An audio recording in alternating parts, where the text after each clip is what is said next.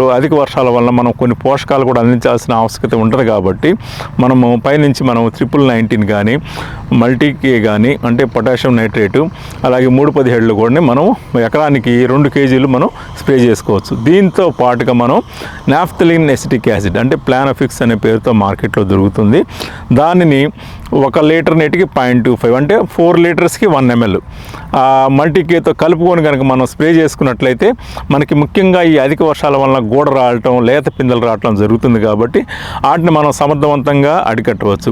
ఈ స్ప్రేని అంటే naphthalene acetic acid మల్టీకేతో కలుపుకున్న స్ప్రేని 10 రోజుల గ్యాప్తో 10-15 రోజుల గ్యాప్తో 2 సార్లు కనుక మనం చల్లుకున్నట్లయితే ఇంక ఇతరత్ర మనకి గూడ రావటం కానీ అట్లాంటివి కానీ మనం ఆపుకోవచ్చు అనమాట.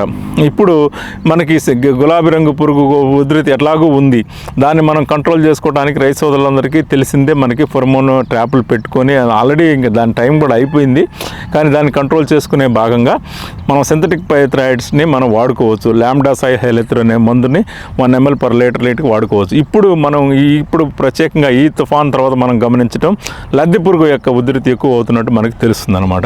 ఈ లద్దె పురుగు నివారణలో భాగంగా మనం నోవాలిరాన్ అనే మందుని 1 ml per లీటర్కి కనుక మనం వేసుకున్నట్లయితే మనం ఈ లద్దె పురుగును కూడా మనం కంట్రోల్ చేసుకోవచ్చు.